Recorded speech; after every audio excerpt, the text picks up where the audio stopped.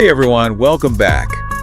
Today we're doing a deep dive into two very interesting years in Oscar history. Oh, yeah. 2006 and 2016. Cool. Using info from the Academy Awards website. Now imagine we're setting up a head-to-head. Okay. Which year had the more captivating films, the more, memorable moments, those big wins? Right. We might even find some kind of surprising connections between the nominees across the decade. Okay. So get ready for some aha moments as we go. I love those. Okay.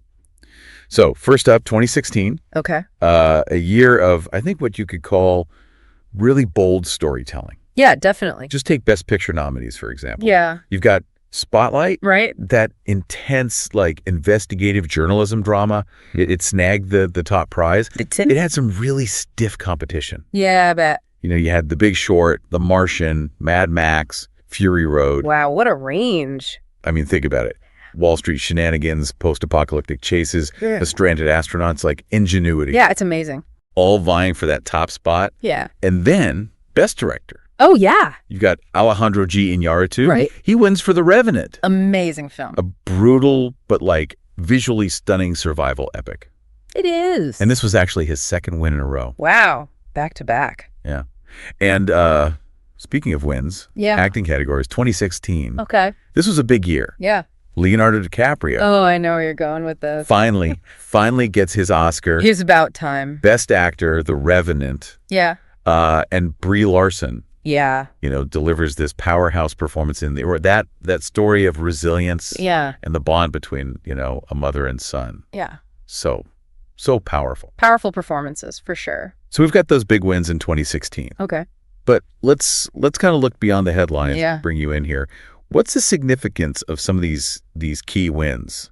Like Mad Max, Fury Road, for example. Right. So Mad Max. It dominated the technical awards. Yeah, 6 wins. Film editing, production design, costume design, makeup and hairstyling, sound editing, sound mixing. That's a clean sweep. It is. And why does that matter? Well, I think, it's a real testament to the film's groundbreaking visual effects, obviously. Right. But also the production design, the sound, all those elements. Right, it all comes together. Exactly. And then Spotlight, Best Picture win. Wow. What do you think? Is that a win for substance over spectacle? I think there's definitely an argument to be made there. Okay, yeah. The film had a real impact on investigative journalism. Absolutely. And it resonated with audiences, on a really deep level, I think. For sure. Okay, so that's 2016. 2016. Quite a year ago. It was. But now, you got to rewind a decade. Let's do it. Go back to 2006. Great. 2006 Oscars. Okay. Best Picture goes to... Let me guess. Crash. Crash. Yeah. Yeah. A really thought-provoking exploration of, racial tensions in Los Angeles. Compelling film. It is. Very powerful. And then you have animated feature film. This is a classic claymation. Wallace and Gromit, The Curse of the Were-Rabbit, charmed audiences and critics alike. Love Wallace and Gromit. And then for documentary feature, get ready for this one, Okay. March of the Penguins. Oh, the Penguins. Waddled away with the award. I love that. Cute. So 2006, we've got some winners. We do. But I want to get your take on this. Okay, shoot. Brokeback Mountain. Yeah? It didn't win Best Picture. Right. But it did earn Ang Lee. Yeah. The Best Director Oscar. It did. Now, why is that significant, do you think? Well, I think it was a real landmark moment for LGBTQ plus representation in cinema, Yeah. And Ang Lee's direction, combined with, the performances of Heath Ledger and Jake Gyllenhaal. Right. It just brought this really sensitive and nuanced portrayal of LGBTQ plus love to the forefront. It did. And it sparked, a lot of important conversations about representation, acceptance. For sure. The universality of love. And then Reese Witherspoon as June Carter in Walk the Line. Oh, yeah. That performance, it just captured the spirit of a music legend, didn't it? Absolutely. And it earned her a Best Actress Oscar. It did. Now, besides the winners, we can't forget about some of those other nominees, the ones that kind of captured the zeitgeist of 2006. Right. What comes to mind for you? Well, I mean, you've got Good Night and Good Luck. Oh, yeah. Capote, Munich. Like, these were all films that were really dealing with some big issues. Yeah, complex, thought-provoking. Exactly. So we've got 2016. Yeah. We've got 2006. Two very different years. They are. But what similarities and differences do you see between these 2 years in Oscar history? Like, what themes, what stories were being told? That's interesting. Well, I think both years you see films tackling, some really tough social issues. Oh, yeah, for sure. Like we talked about Crash and Spotlight, right? Both dealing with, issues of race and injustice. Absolutely. But then you also have these films that are just about the human spirit, Right. Survival resilience, like The Revenant, The Martian, even Room in a way. Yeah, very different settings, right? Similar themes. Exactly. And visually, I think the 2 years are quite different. Okay. You have Mad Max with its like this hyper-stylized, almost operatic action, and then Brokeback Mountain with its like stark beauty and emotional intimacy. Totally different styles. Yeah. And I think that also reflects, maybe how the Academy's tastes have evolved over time. Okay. How so?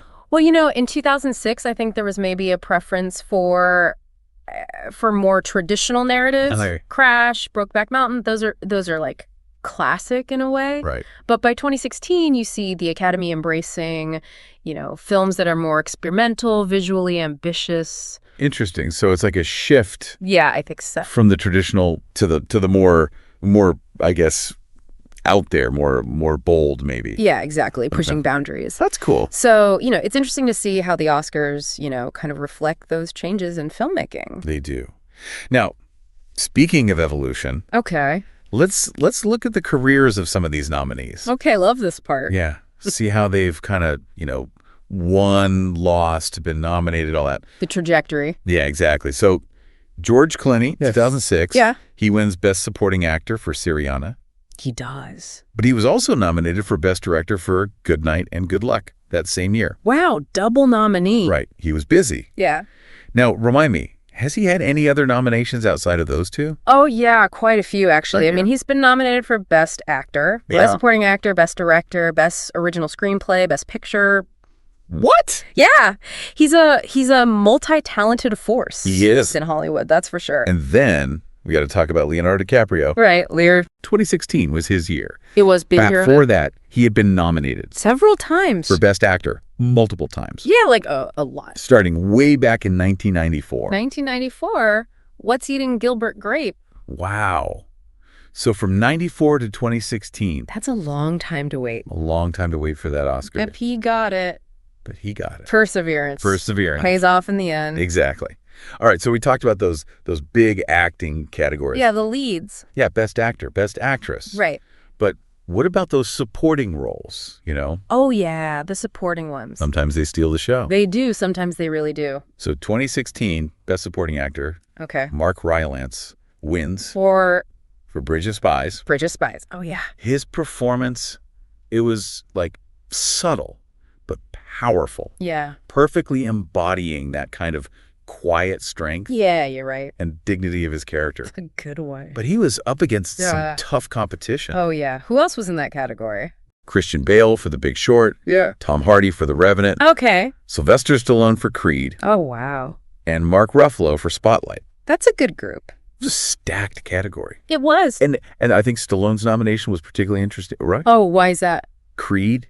I mean, he was Rocky again. Right. Almost 40 years after his first Oscar nomination. Wow, for the original Rocky. The original Rocky. Duh, comeback. Talk about a comeback, right. Yeah. And then Best Supporting Actress, 2016, Alicia Vikander. Yeah. Wins for The Danish Girl. Amazing performance. Heartbreaking, nuanced.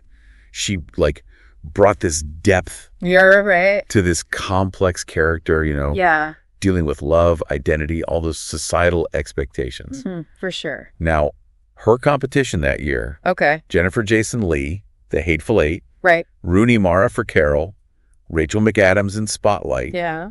And then Kate Winslet for Steve Jobs. Wow, another good one. So, again, just tons of talent. Yeah, these are all big names. In those supporting categories. Sure. Okay, let's jump back to 2006. 2006. Best supporting actor. Right. George Clooney wins for Syriana. He wins a lot. He does. Now, in that category that year, Matt Dillon, Crash. Right. Paul Giamatti, Cinderella Man. Okay. Jake Gyllenhaal, Brokeback Mountain. Yeah. And William Hurt for A History of Violence. I remember that one. So again, really strong performances. Yeah, and from some established actors. Already well known. For sure. Now, Best Supporting Actress, 2006. Okay. Rachel Weisz wins for The Constant Gardener. Oh, yeah, that's a great film. Captivating performance, wasn't it? It was. I mean, she was playing this human rights activist. Right. Uncovers this dangerous conspiracy. Yeah, she was great in that. But let's not forget about those nominees, right? Amy Adams, Junebug. No, yeah, early Amy Adams. Catherine Keener, Capote. Frances McDormand, North Country. And Michelle Williams for Brokeback Mountain.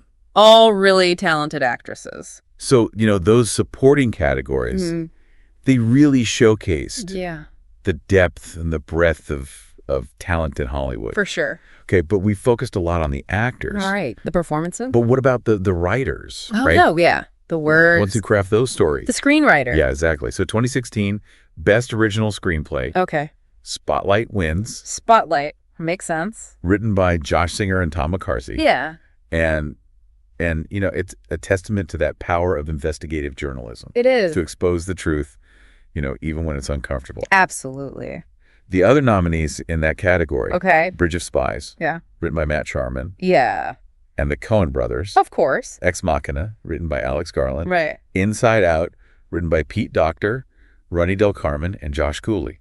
Okay. And The Hateful Eight. Oh, Tarantino. Written by Quentin Tarantino. Of course. So, again, a really diverse group. It is, yeah. Of the nominees, different genres, different styles. Yeah, definitely. And then for Best Adapted Screenplay, 2016. Okay. The Oscar goes to Charles Randolph and Adam McKay for The Big Short. The Big Short, based on Michael Lewis's book. Right. Now, that adaptation, it took like this complex, kind of dry subject. Financial crisis. The financial crisis. Yeah. And they turned it into right.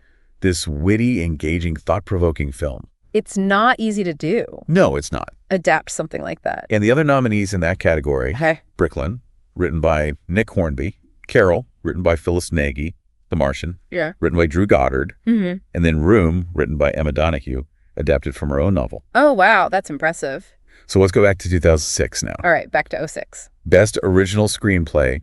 The Oscar goes to Paul Haggis and Bobby Moresco for Crash. Crash. Yeah, that makes sense. Now, remember Crash. It was that bold film. Yeah, it was exploring those racial tensions. Yeah, very powerful. Multi-layered narrative, all those intersecting lives in LA. Right. And some of those other nominees that year. Okay. Good Night and Good Luck. Written by George Clooney and Grant Heslov. Okay. Match Point. Written by Woody Allen, The Squid and the Whale. Written by Noah Baumbach. And then Syriana, written by Stephen Gaghan. That's quite a list. And then Best Adapted Screenplay. Rick. 2006. Oh, okay. Larry McMurtry and Diana Ossana win for their adaptation of Brokeback Mountain. Brokeback Mountain, yeah, based on Andy Perulla's short story. Right. And that film, it really brought this sensitive portrayal. It did. Of LGBTQ plus love. Yeah, to the forefront of cinema. And the other nominees that year. Capote, written by Dan Fetterman, The Constant Gardener. Written by Jeffrey Kane. A History of Violence, written by Josh Olson. And then Munich, written by Tony Kushner and Eric Roth. Wow. Again, some really big films. Okay, so we've talked about the words. The stories. Now let's talk about the visual and the sonic artistry of these films. Okay, so like the technical stuff. Exactly. 2016, Emmanuel Lubezki wins Best Cinematography for The Revenant.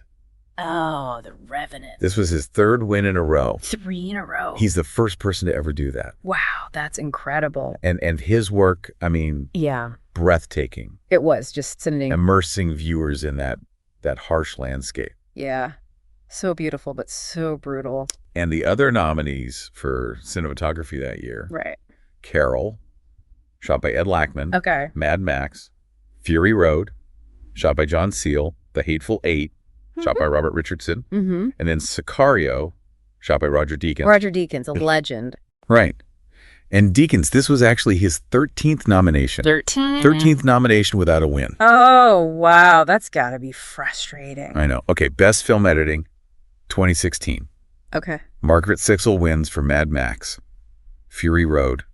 Oh, Mad Max again. Her editing, Ah. it was a tour de force. Yeah, it really was. Action, emotion, that visual spectacle, all blended together. Seamlessly. Yeah. And the other nominees that year, Okay. The Big Short, edited by Hank Corwin, Bridge of Spies, edited by Michael Kahn, Right. The Martian, edited by Pietro Sullivan, and then Star Wars, The Force Awakens. Star Wars. Okay. Edited by Marianne Brandon and Mary Jo Markey. Now, Michael Kahn, Yeah. he's edited a lot of films. Yes. Yeah. This was actually his 8th nomination. 8 nominations for editing. Wow. Okay.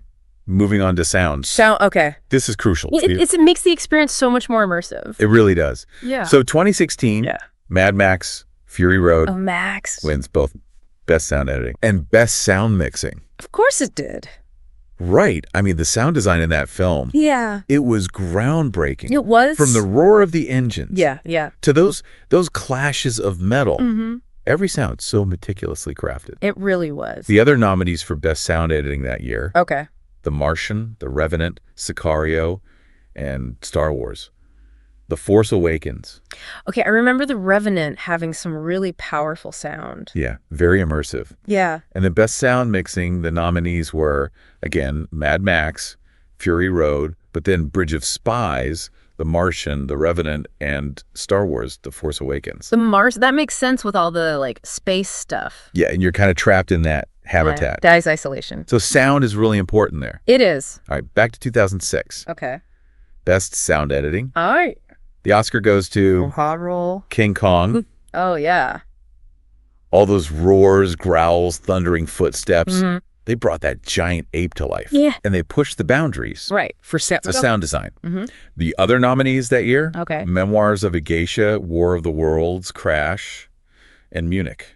Memoirs of a Geisha. Yeah. That had a very different kind of soundscape. It's more delicate. Yeah, very elegant. And Best Sound Mixing, 2006. Okay. The Oscar goes to Memoirs of a Geisha. Oh, Geisha again. Yeah. Mm-hmm. It blended dialogue, music, those ambient sounds, and it just created this really lush world. Yeah, I can see that. Transported you to 1930s Kyoto. Mm-hmm. Very immersive. Now, the other nominees were King Kong, War of the Worlds, The Chronicles of Narnia, The Lion, the Witch, and the Wardrobe, and Walk the Line. Walk the Line. I bet that had some good sound mixing for the music. Yeah, got to capture those performances, right? Yeah, Johnny Cash. All right, so we've talked about the sounds. Right. Now let's talk about the music. Okay, the scores, the songs. Exactly. 2016, Best Original Score. Okay. Ennio Morricone wins Wow. for his score for The Hateful Eight. The Hateful Eight. Interesting choice. It was, wasn't it? Yeah. But it fit the film perfectly. Yeah, I guess so. Created this sense of tension, dread, you know? Mm-hmm. Kept you on edge. Tarantino loves his music. He does. He really does. The other nominees in that category, All right. Bridge of Spies, scored by Thomas Newman, Oh. Carol, scored by Carter Burwell, Sicario, scored by Johan Johansson, and then Star Wars, The Force Awakens, scored by John Williams. Of course, John Williams. And this was actually John Williams' 50th Oscar nomination.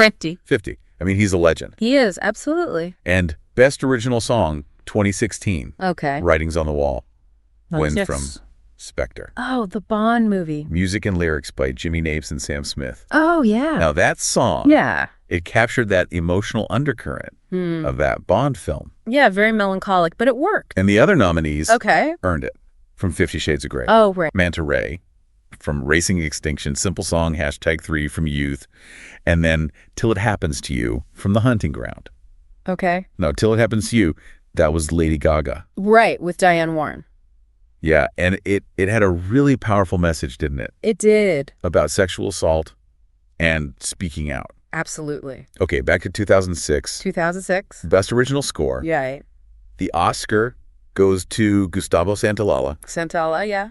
for Brokeback Mountain. Oh, Brokeback Mountain. Beautiful score. It was, wasn't it? Yeah, haunting. And the other nominees that year, Okay. The Constant Gardener, scored by Alberto Iglesias, Memoirs of a Geisha, scored by John Mylod, Munich, Scored by John Williams in Pride and Prejudice. Scored by Dario Marianelli. John Williams again. Another nomination for him. He's got to be getting close to, like, the record or something. I think he holds the record for the most nominations. Probably, yeah. And then Best Original Song 2006. Okay. The Oscar goes to... Let's hear it. It's Hard Out Here for a Pimp. Wow, really? From Hustle and Flow. I remember that song. Yeah. It's kind of controversial, right? It was.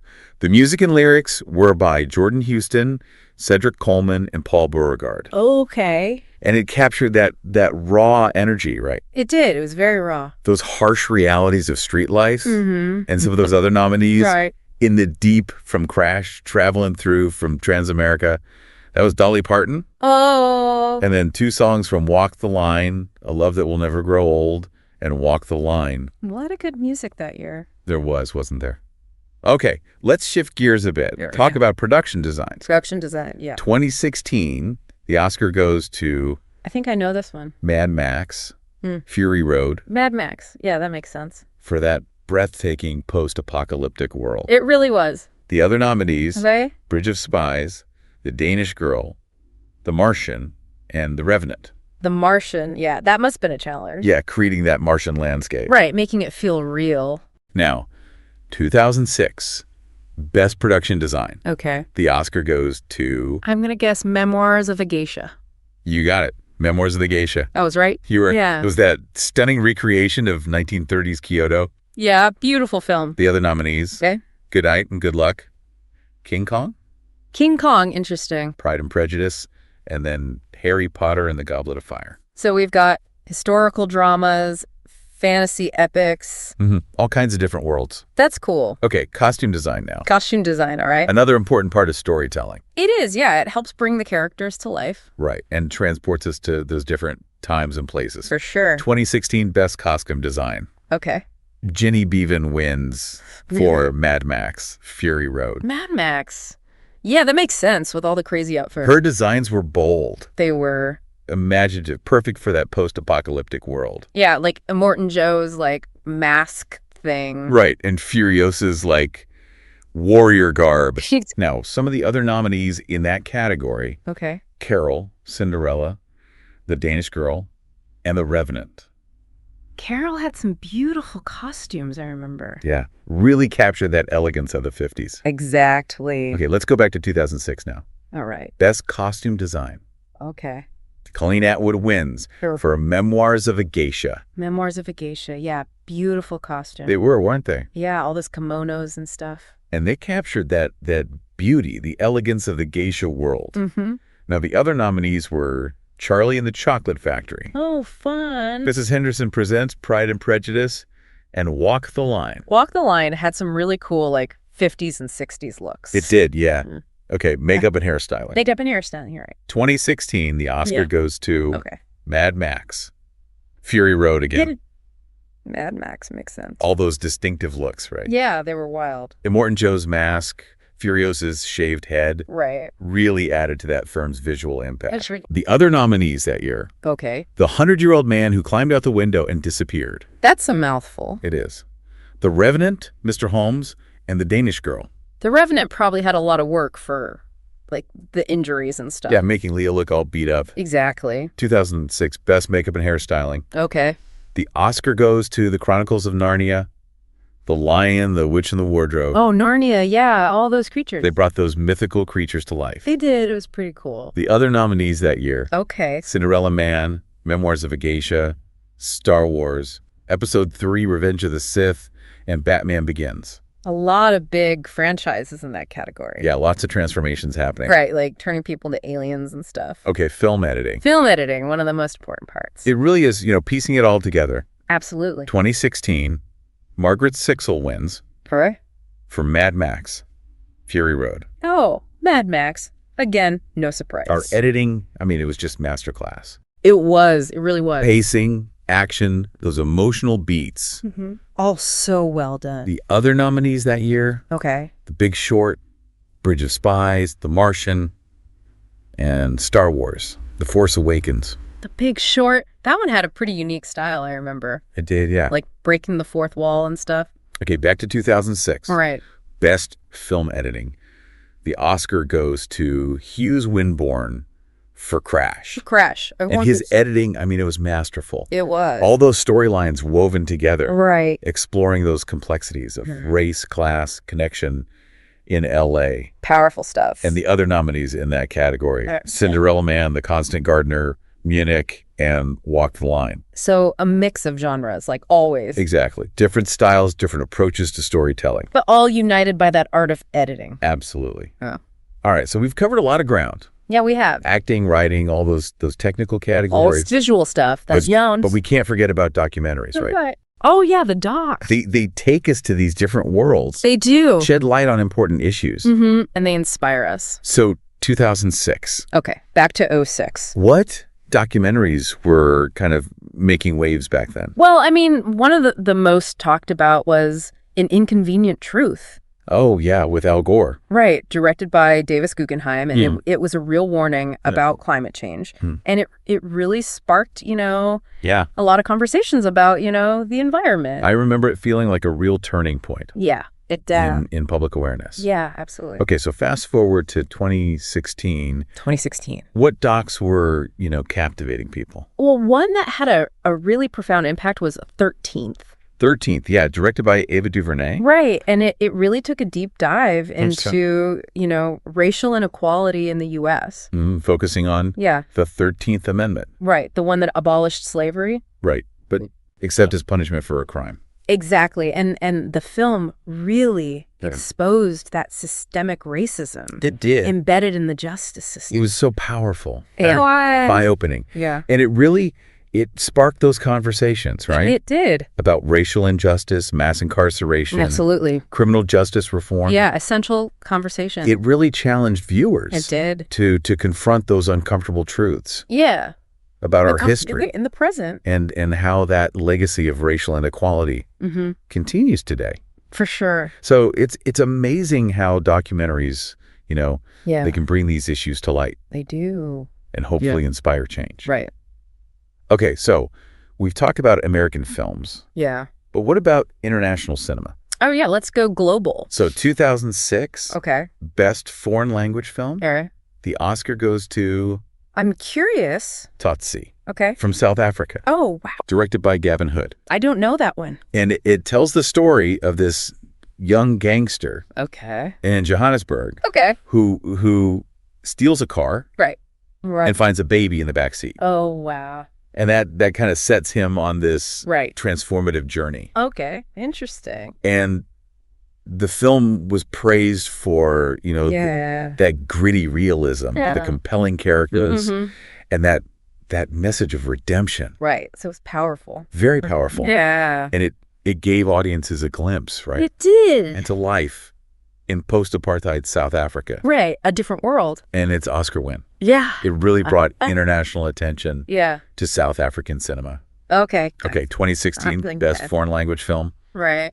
The Oscar goes to... Tell me, Son of Saul. Son of Saul? Oh, yeah, I've heard of that one. From Hungary. Okay. Directed by Laszlo Nemes. Right. And this film, it was harrowing. Unforgettable. Very powerful. Set in Auschwitz during World War II. Tough subject. And it focused on a Sonderkommando. Right, a Jewish prisoner. Who's forced to assist in the Nazi extermination process. It's a tough watch. It is. It's a tough watch, but important. Yeah. And it offered this really unique and deeply affecting perspective on the Holocaust. And Nemes, the director, he used this really distinctive visual style. Okay, how so? He kept the camera very close. Okay. On the protagonist's perspective. Wow, so you're right there with him. You are. Experiencing it through his eyes. Yeah, and it just immerses you. Yeah, I bet. In the sights, the sounds of the camp. Yeah. So it's a film that really stays with you. It does, for sure. Long after the credits roll. Yeah, it makes you think. It makes you think. It forces you to confront those horrors of the Holocaust and to reflect on, the resilience of the human spirit. The human spirit, even in the face of unimaginable suffering. Unimaginable suffering. Right. And it's a reminder, I think, that cinema has this power to transport us, absolutely, challenge our perspectives, and ensure that we never forget those lessons of history. Never forget. Okay, so we've journeyed through a decade. We have. Of cinematic excellence here. A lot of great films. From intense dramas to visually arresting epics. We've seen the evolution of storytelling, the Academy's tastes. Right, and the careers of these amazing artists. But before we wrap up, I think we got to give our listeners some movie recommendation. Of course, got to have recommendations. Right, so one from 2006. Okay, I got one. And one from 2016. All right, 2006. Hit me with your 2006 recommendation first. Okay, so for a film that really explores the complexities of human connection, the power of empathy, and that search for redemption in a world that's often divided, by race, by class. Right. I highly recommend Crash. Crash, yeah. It's a film that will stay with you. It will, for sure. And it'll prompt, some good conversations. Absolutely. So Crash from 2006. All right. And my 2016 recommendation. Okay, what do you got? Is Spotlight. Oh, Spotlight. Good one. It showcases that power of investigative journalism. Right, the courage to speak truth to power. Yeah, and the importance of holding institutions accountable.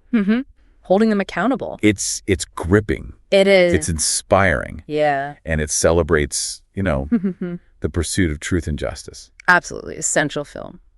So there you have it. 2 great recommendations. Our deep dive into the 2006 and 2016 Oscars. Wow, what a journey. It really was. Oh, yeah.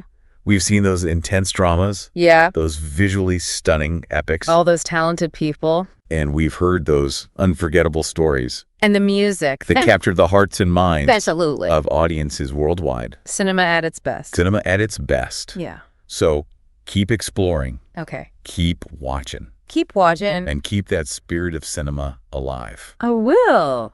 We'll be back soon. Sounds good. With another deep dive into the world of movies. Looking forward to it. Until then, happy viewing. Happy viewing, everyone.